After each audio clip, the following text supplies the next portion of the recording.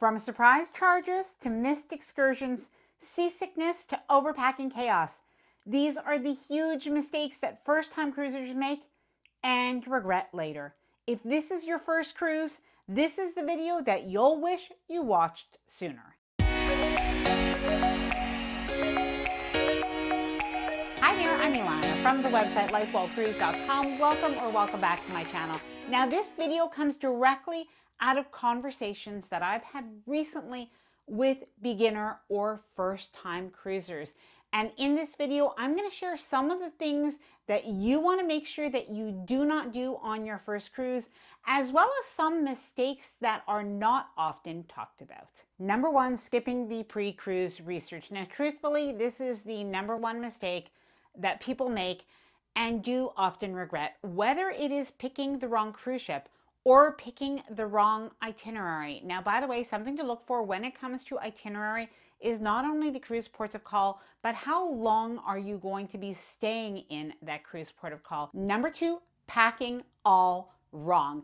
Now, cruisers often say that they worry that they just won't have everything that they need. And this goes for cruise outfits for the different events, the different excursions, the different activities on the cruise ship, and of course, the different essentials that you need. Now, while you don't really want to overpack too much, you do want to be careful that you have everything you need. Something to keep in mind is make sure that you do pack the medication that you might require. And this includes over-the-counter medication, because one of the differences between going on a cruise and going on a land vacation is it can be harder to find some of those over-the-counter medications, some of those basics even. It can be hard to find them on a cruise ship, where you can often find them at a corner store or a pharmacy if you were on land. Now, a lot of times cruisers say that they regret not bringing a certain clothing on their cruise, or even certain shoes. So remember to bring closed-toed shoes or good walking shoes. And you want to look into, when you're doing your research, if there is a formal night or if there are any theme parties. For instance, we recently came back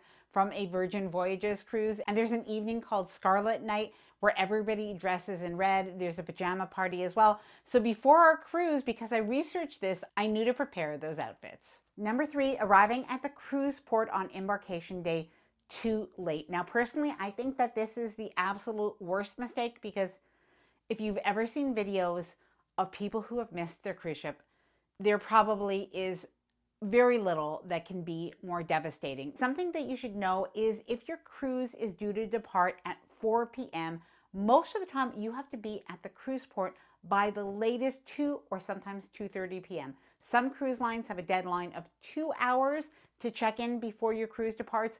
Other cruise lines have a deadline of an hour and a half before your cruise departs. So I never take a chance, and I'm always arriving at my cruise ship somewhere in the range of around noon. And if you've watched my videos before, you know that I am an advocate of arriving early. Number four, not using a travel agent to help guide you when you are booking your cruise. Now, I think something that surprises a lot of people, especially if they are looking into their first cruise, is that booking a cruise isn't as simple as booking a flight or booking a hotel. Most of the time, using a travel agent that specializes in cruises is not actually going to cost you more than booking directly with the cruise line. Now, by the way, this video is sponsored by MEI Travel, who is our travel agent partner and who we use and recommend.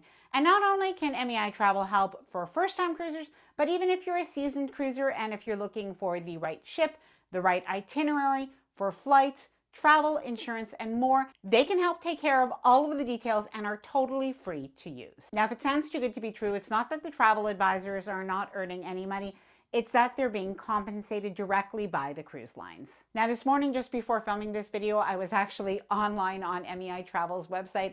I was looking at some of the deals and promotions that they have, because oftentimes they are going to have some promotions that are not available directly with the cruise line. And while personally I like to shop online and then fill in a quotation form so somebody can contact me, if you prefer to actually have a travel advisor contact you to go through the options, that is available too. Now, one of my favorite parts about booking with MEI Travel is the fact that they have a rate monitoring service. And for anybody that doesn't know, if the cost of your cruise comes down before final payment, cruise lines will usually honor that lower price. Well, with MEI Travel, they actually take care of that rate monitoring for you. With access to special rates, promotions, and group rates, they have a team of over 100 travel advisors nationwide that can help you with your specific cruise travel needs. Now, I'll leave a link to MEI Travel's website as well as a quotation form where you can get additional information down below in the description of this video, as well as a pinned comment. Mistake number 5. Now, I have to tell you, I've made this mistake and I'm not a first-time cruiser. So it's something that can happen to anybody. Forgetting to download the cruise line app before you board or you get to the cruise terminal. Now, do not make this mistake because you want to make sure that you have the app downloaded while you're still on Wi-Fi. And once you get on the cruise ship, it can be a little bit more challenging. You want to make sure that you are able to see your check-in information, but beyond your check-in information, oftentimes even before your cruise, you can see some of the activities that are on board. Sometimes you can make dining reservations and more. Mistake number 6, not knowing what is included and not. Now, one of the worst things that I can ever hear from a cruiser after their cruise or towards the end of the cruise is that they didn't know that either the main dining room or some of the restaurants were included, that they didn't know that they could go to some of the shows and that these things were included, that they didn't know that on the private island that there was lunch included at no extra cost, or that they didn't know that there were some extras that they could ask their cabin attendant for, like bathrobes, for example, that wouldn't cost them a thing. And let's face it, you're paying for the cruise anyway, you might as well get all of the inclusions or perks that you can. Mistake number 7, not booking shore excursions and even shows and spa appointments early. Now, if there is something that you want to do, don't assume that it is going to still be available once you get on your cruise ship or even later on during the cruise. Now, when it comes to shore excursions, if there is something that you want to do, definitely book that as early as possible, and ideally even before you get on your cruise. When it comes to shows, sometimes you're able to book those in advance or some of your dining reservations, and other times you're going to have to book that on the very first day of your cruise. Now, I do have a little tip for you. If you do not get the reservation that is ideal for you, book it anyway, even if it's not at your ideal time. And then when you get on board the cruise ship, go and see the maitre d' to see if you can make a change. Not checking your cabin right away. When you get on board your cruise ship, as soon as you're able to get in your cabin, there are a few quick checks that you want to do. Make sure that your bed is comfortable. If it's not comfortable, oftentimes your cabin attendant can help with either providing you with a mattress topper or just something to make your bed a little bit more comfortable. But you want to check a few things too, like are all of the lights working? Are the batteries working in the TV remote? Is your toilet flushing properly? Because if there is any problem, truthfully, the cruise line does want to make sure that everything is good for you, but the longer that you wait during your cruise, the more frustrated you'll be and the longer it may take to get fixed. Now, by the way, if you're planning your first cruise and you're trying to stay organized and make sure that you do not forget a thing, I do have the LifeWell Cruise Ultimate Cruise Planner. Now, the LifeWell Cruise Ultimate Cruise Planner is a 47-page downloadable printable cruise planner that you could use to keep track of everything from the moment that you book your cruise all the way through embarkation and disembarkation. Now it includes cruise packing lists, cruise packing lists, cruise budget forms, cruise embarkation day checklists, cruise outfit planning forms, and more. And you can print out only the pages that you want for as many cruises as you go on. Now I'm going to leave all of the information about the LifeWell Cruise Ultimate Cruise Planner down below in the description of this video in case you want to check it out. Not preparing for potential seasickness, and this includes cabin choice. Now, if you are concerned that you may get seasick during your cruise, and truthfully, you may not, but you want to take cabin choice seriously. And this mostly has to do with location. The best cabin placement for you, if you are concerned about the motion on the cruise ship, is to go middle. The area that you definitely want to avoid is the forward, but something that we found is if we are high up, we're going to feel a little bit more movement. Sometimes the wind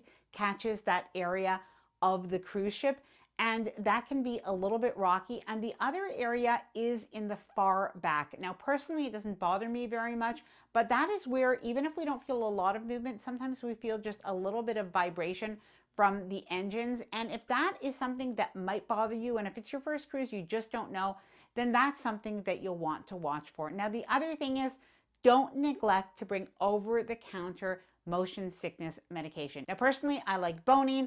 Other people are going to say Dramamine. I think that those work really well without having much side effects. Other people like a little patch behind their ear or a relief band. Now, I will leave a few suggestions down below in the description of this video. They're just some suggestions that you can purchase on Amazon, but they really are effective for many people. Mistake number 10, not putting your phone in airplane mode. If you're going on a cruise, something that you need to know is data does not work the same on the cruise. You do not want your phone picking up any data while you're in international waters. The best way to manage your data is just simply to put your phone in airplane mode. And by the way, the cruise line app and your Wi-Fi will still work while you're on airplane mode. When you're on the cruise ship, you'll have the instructions. Not checking about travel documentation, including passports and visas. This year, we've seen new travel documentation rules and requirements for both domestic and international travel.